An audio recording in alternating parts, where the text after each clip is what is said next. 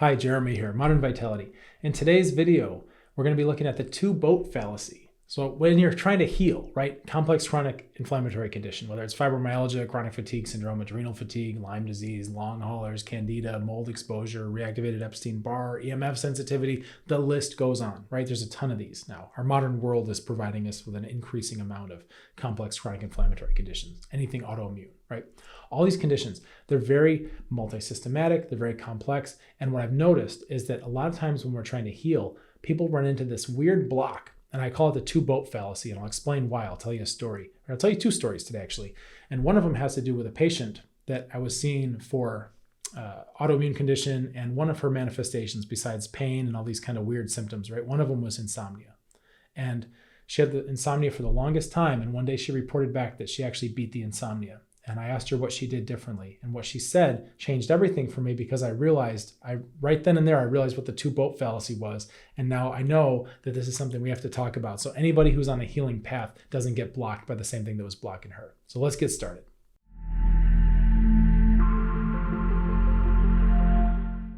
So this doesn't just apply to insomnia. This is for any symptom when we're trying to solve a problem, especially a complex problem like these conditions, right? There's a lot of moving parts. A lot of physicians are calling them head scratcher, mystery conditions, right? The alternative medicine field, there's a lot of people kind of popping up, trying to specialize in these certain things.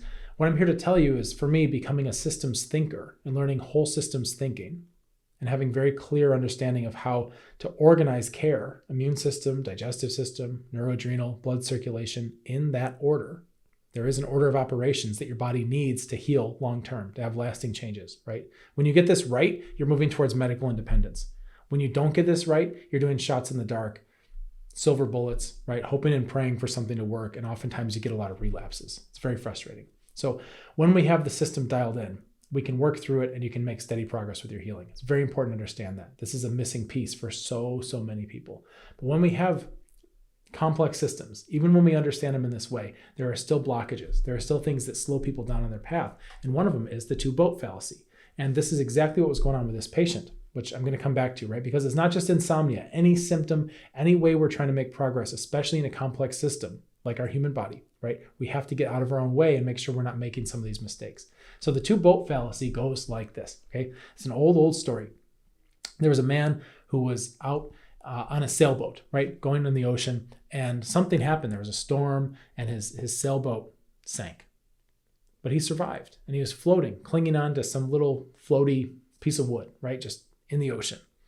And he was a very religious man, right? Very pious. Now, this channel isn't about religion, and it doesn't matter to me, the people I work with, what kind of religion they have. I accept all kinds of faith. So let's not get hung up on that this is a religious story, right? Some people have no faith, some people, it's all over the map. It doesn't matter. I respect everybody's belief systems. But for our story here, we have a story about a very religious man who is floating on this piece of wood, right?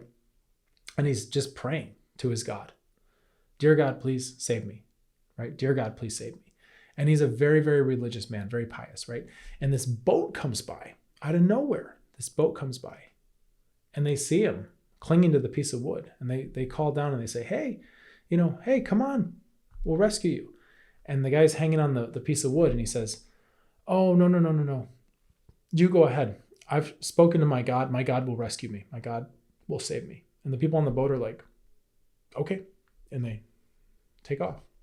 And before too long, he's on there and he's starting to get a little nervous, but he's got a very high level of faith, right? He's floating on his piece of wood. Oh, my God, please save me, please save me, please rescue me, right? And then another boat comes by, a different boat, like a fishing boat, right? And these guys are fishing and they see him and they say, hey, are you all right? You look like you're in trouble. You're floating in the middle of the ocean. Come on. And the guy says, oh, thank you. You're very kind, but I've spoken to my God and my God will save me. My God will provide for me, right? And the fishing boat says, okay. And they take off. And needless to say, eventually, unfortunately, his strength fails him and he winds up going under the water and drowning. Now, the man drowns, dies, and he goes to his heaven, right? And there he stands before his God. And he looks at his God and he says, dear God, I'm so pious, I'm so faithful, I believe in you, and I asked you for help, right? Why did you let me drown? And his God says, what are you talking about? I sent two boats. Okay, so what we have here is the disconnect, right? The mental disconnect between wanting something to happen and not realizing when it is happening. And sometimes the things that we want to have happen take a form that we're not expecting, that we're not able to recognize, basically. And with this case, right, this guy's expecting a miracle, right? That he's going to be levitated or an angel's going to pluck him up or something. He's not looking for a mundane solution like a boat, right? But that manifestation of his God saving him is manifesting through these mundane earthly things. So if he's looking for something more complex, he's going to miss the simple solution right in front of his face. Okay? Now this happens to all of us. We have a tendency to overcomplicate a lot of things. Especially, here's a misconception, okay?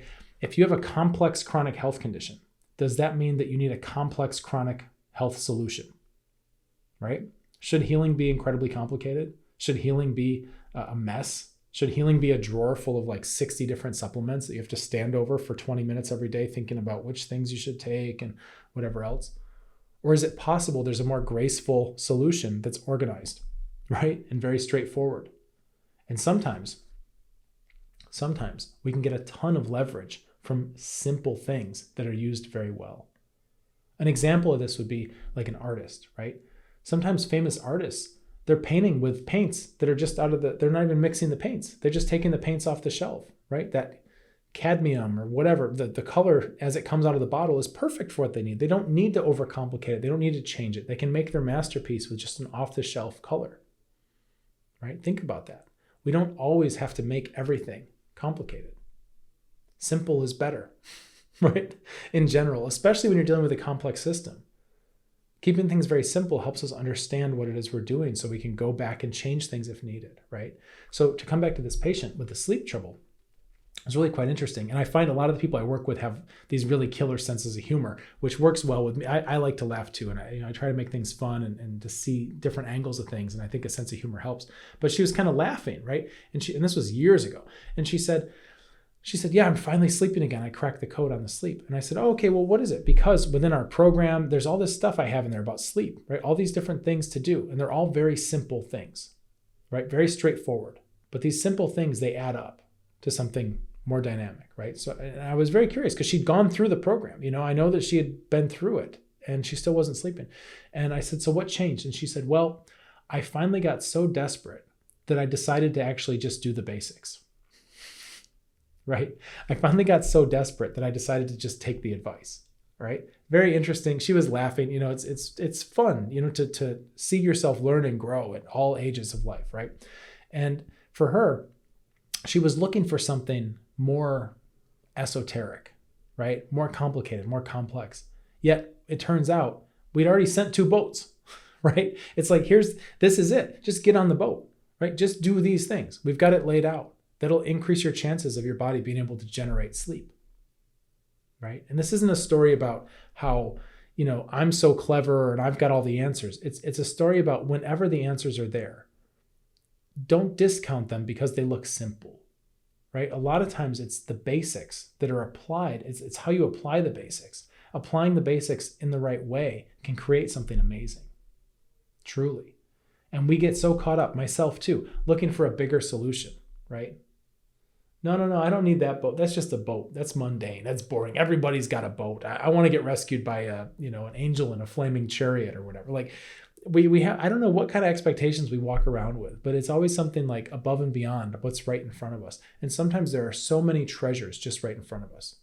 Part of my job, as I see it, is to organize as many of these simple, straightforward things. And of course we use like specific herbs and some of it's kind of exotic, right? We get things from Tibet and there's special breathing practices we do to change our biochemistry, right? There's some stuff that's very, high amplitude in that way. It's very specific. But we try to use things that are straightforward and that anybody can start to understand. And the double-edged sword of that is sometimes we look at things and we go, well, that's too simple. And we devalue it, right? However, I would offer that using simple tools in an elegant way to create high leverage healing is actually extremely valuable. Right? To be able to not overcomplicate an already complex situation. There's a lot of value there, right? So if you see things, if you're getting ideas, try not to get distracted, try not to project some kind of weird expectations that And I understand it. Like if you've been struggling with a complex chronic health condition for a long time, this thing is big. It's taking up a lot of bandwidth in your brain, right? And the size of it, the way you feel about it, it may dwarf the solutions. If you see some simple solutions, you may think, there's no way, right? This is such a big problem. That's such a small solution. There's no way. However, if you organize things right and you go through a process that makes sense, right? Immune, digestive, neuroadrenal, blood circulation, in that order, graduating stages as you go, following your body as you heal, right? Treating yourself differently as you become a different version of yourself, giving your body new inputs that it needs during the different phases of healing, right? If you do that, you can oftentimes use very simple, very straightforward tools. That's where we get our power. It doesn't have to be complicated. It really doesn't. So try not to fall into that, okay? Try not to miss the boat. Don't miss the boats, right? If you're dealing with a complex chronic health condition, you don't have to do it alone. We've got a fantastic group of very positive, supportive people. It's called Modern Vitality Solutions and Support. We're off of the big tech platforms. We've got our own private chat group where I can say whatever I want without worrying about being censored by Big Brother or whoever's policing the internet these days. I can actually give you unfiltered health perspectives, which I'm happy to share. That's in the group. It's free to join. You'll find the application link in the description. And when I see your application come through, if you look like a good fit for the group, I'll get you in as soon as I can. We do fill up. I keep the group small, right? But we do fill up. So, worst case, it might be a month or two before you get in, but I'll try to get you in as soon as I can, like within our next monthly cohort. That would be great. It's a wonderful place. You can watch people going through their healing process, following, just working the stages. You can see the good times with the wins. You can be there for the bad times with the setbacks and the flares, because this is reality. And you can also watch how we troubleshoot those bad days and how we work the system so that people can use very simple, very straightforward tools to start to get their health back, even when they have a flare or a trigger or whatever else. Pretty cool, right? You can watch that all in real time. It's very transparent.